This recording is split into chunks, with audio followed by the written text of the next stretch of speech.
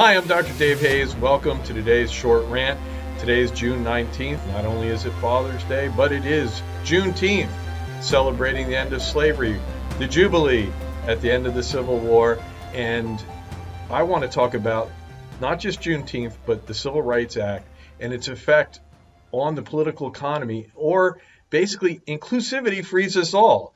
And now look, I'm not trying to be woke or liberal or anything, but there's very solid research in the political economy that says civil rights, the freedom of freeing slavery is only, that's one thing. Civil rights, another big issue. Those both improve the economic prospects of the country, of everybody. So it really is important. I want to draw a line under that on Juneteenth. So a lot of the research, and you can read about this, and I highly recommend the book Why Nations Fail by Darren Acemoglu and James Robinson. It's very good. You can get it on Audible and listen to it. They're economists, but it's a lot of history talking about the evolution of political and economic institutions.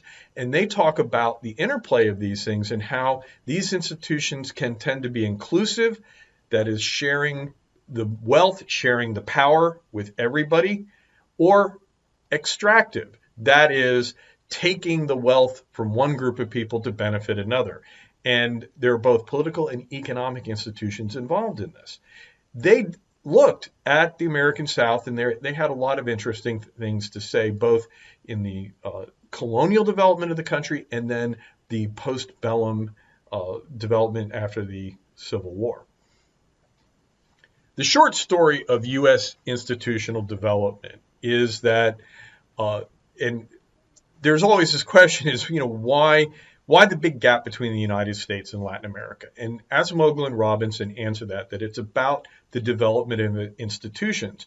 And they're very clear that it's not that the Anglo colonies in the North had better institutions because the English showed up and were going to be better, superior people. No. They wanted to be conquistadors, but they were the last guys. They had been caught up in civil wars and had been distracted. They were the Johnny-come-latelys, and they took what was left, basically, of the colonial possessions, and North America just lacked a dense population.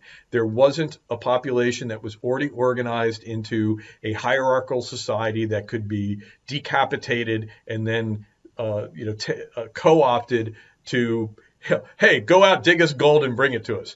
That's what the British colonists wanted, but they didn't get that. So they had a lot of land but no people. Well, that left them two ways to get it. And one way that, the obvious way, second one I have listed, that Juneteenth is celebrating the end of, is to bring in slavery. And the African slave trade developed starting in 1619 to fill the need for for labor. I hate calling it labor because they're slaves. They're bringing people over and they're enslaving them, and we don't want to clean it up. But at the material incentives are economic, right? And so you bring in folks that way. And the American South was largely driven by that. However, in the North, and prior to 1619, when the slaves start coming from Africa, and probably luckily for the U.S., we developed a lot of our institutions. We started on a path of developing institutions that would be friendly to people, and the colonies had fairly good political and economic rights for the citizens, largely because the colonial companies who wanted to get Europeans to come, English, Scottish, all those folks, to get on a ship, cross the ocean, and work in a strange land that, they needed to create basically a sweet deal. And so Acemoglu and Robinson detail this, that the colonists had to be given political and economic rights and be guaranteed, hey, when you get there, you're going to own land. That's the economic right. But you're also going to have representation, because peasants are experts at being oppressed. And when they offered arrangements that gave land but no political power, everyone's like, yeah, we're going to get there. We're going to develop the land. You're going to take it from us.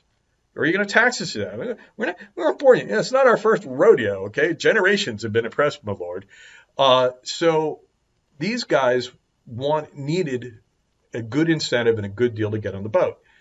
And so the people who had a choice about getting on the boat were able to, basically hammer out a good deal. Unfortunately, obviously the slaves had no choice, and so they were brought over in. And so we have these kind of this dichotomy between inclusive regimes in the North, in the northern colonies, where slavery isn't allowed. And by the way, for you in the back with your hand up, yes, there was indentured servitude. However, indentured servitude was still a choice at the beginning, and then you had a period of involuntary servitude, and then you were free again. And so you still, even with indentured servants, you still had to have at the end of it a reason for them to go in. Now, of course, in between all of this is the transportation in Britain. When you were convicted of a crime, instead of hanging you, they send you places. Less of a role in the U.S., more of an Australian thing. Anyway, the point is, this choice, do you have a choice to get on the boat or not, drives so much of our political development. We get inclusive institutions in the North, extractive institutions in the South. And actually, the southern states of the United States really looked a lot like Latin America. They had basically the same political economy as Latin America, except they had a great river system and a fairly good national government, although other countries had fairly good national governments back then. So really, the river system was the big advantage back then. So that is kind of the early story of institutional development. Now, the political economy of the postbellum South. Slavery is done away with. And by the way, Brazil did away with slavery in, the 1880s or was it 1870 something? The exact date, look it up. Brazil is the last country to do away with slavery. They do away with it not too long after the Civil War. So this was probably going to happen everywhere at some point, especially when the British start, really getting down on, and other people are getting down on slavery in other countries.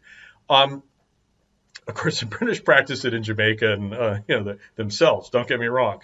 The thing is, the post-bellum South, even though you did away with slavery, you still had slow growth and lack of mobility. And Acemoglu and Robinson looked at the distribution of wealth and ownership of land, and they found that certain families just persisted, right? They're from generation for decade to decade. With their data, the same people stayed wealthy, right? And so they say, look, you have this persistent oligarchy of wealthy families in the South, and this is not going to go away until the Civil Rights Movement, which wasn't about the oligarchy; it was about voting rights. But everything is wrapped up. And a good example of this, I like a great movie, 1967. We had In the Heat of the Night with Sidney Poitier. And this is, they call me Mr. Tibbs, right? That's this movie. And he is a northern, I believe, from Philadelphia, a homicide detective who is wrongly accused of a crime in the South, and then much apologies when they figure out you didn't do it. And could you stick around and solve the crime for us? And so he's solving the crime. We got Rod Steiger is on the right in this photo as the sheriff. And poor Larry Gates, a minor actor who just always played somebody on the wrong side of history. I think he had the right looks and was the right age at the time when Hollywood was starting to explore progressive themes. He's in things like Sand Pebbles and, nevertheless, he's the plantation owner. And the guy who's murdered. And see, here's the thing. A lot of the details that you forget about this really resonate with the story Acemoglu and Robinson tell. That this guy in here, because he's in his greenhouse in his plantation house, right? He is the fat cat, as Virgil Tibbs likes to call him. He's the plantation owner. The guy who was murdered, oh, by the way, he was a rich guy from up north who was trying to set up a factory, trying to modernize the place. And guess who was against doing that?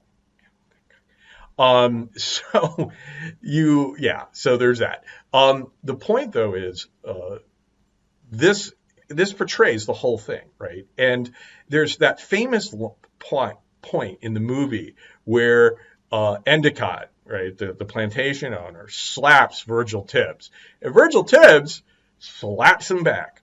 And that was shocking. That was a big part of the movie.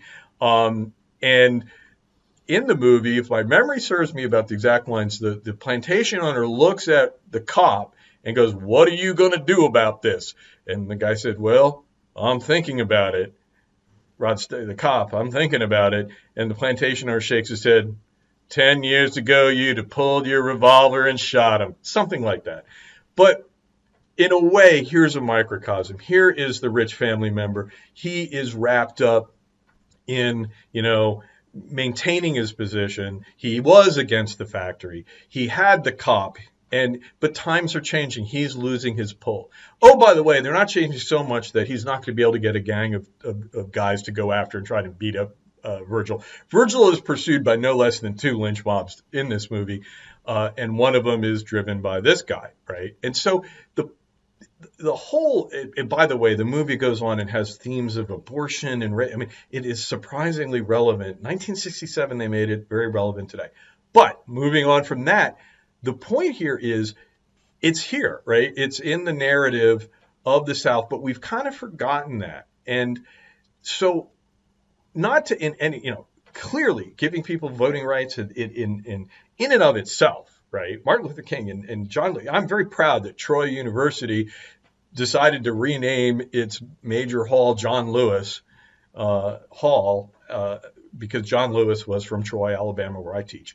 And, so that's all in itself good. But the thing is, it broke apart when more people had rights. It broke apart the oligarchy and freed up a lot of growth in the South. So after the Civil Rights Act, and the exact numbers, Acemoglu and Robinson, crunch numbers together, Southern economic growth increased. And in fact, you look at the South today, we forget it was dirt poor back in the day. It was, very much underdeveloped, suffering a lot, and you had massive amounts of poverty in it. And it is no longer that way, right? All the car dealer, most of the modern car dealerships, especially the Toyota plants, the Kia plant in West Point, Georgia, not far from Sparta, Georgia, where this is supposed to have taken, well, it's a ways if you're there, but all of that stuff increased. And here I've got a line, all materially benefited. Now let's deconstruct that a little. Clearly, African American citizens in the South benefited politically. They also benefited economically, although there is still a gap. There's much less poverty, right?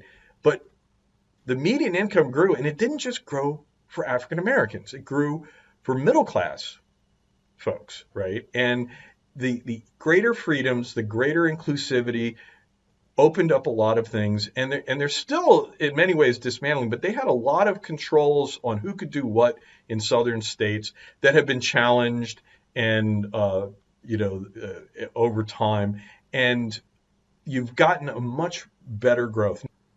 Okay, so maybe the oligarchs aren't better off, but a lot of oligarchy is about relative wealth, right? Being better than the other folks and having a step up. And that aspect of it is less prevalent. And so put an asterisk by all, but a lot of people materially benefit. It's not just a story of liberating African Americans, although that is the morally more relevant one. At a material level, the benefits are much more widely distributed and enduring. Right? The thing, though, is institutions continue to evolve over time. So the story never stops, right? We continue to talk about things, and I've been talking about political and economic institutions. We have a lot of social institutions, the social issues that we're kind of tapping into, and there are still within the institutions, there are institutionalized racist issues that absolutely, there's no utopia here. But the idea in the study of institutions is a study of their continual evolution. So this is not surprising in a way. But bottom line, I've said this before, and I'll probably say it a lot of times before I die. There's good research that that liberation brings about not just social, moral benefits, but also material ones that are widespread. across the society. And so everyone has a dog in the fight. And so that's just my little contribution from the sidelines for the celebration of Juneteenth. Thank you for listening to my short rant. I'm Dr. Dave Hayes, and though I teach at Troy University, this video is my own work. Troy University has neither approved nor reviewed the content, so there. And if you want to follow me on YouTube, Twitter, Facebook, please feel free. And if you're wondering who would employ a guy like this, or maybe you'd love to be a student, it's not an ad, but I would love to have more students, feel free to check us out at www.troy.edu. And we're going to end up finishing off listening to Tonight at 8 by Shane Ivers.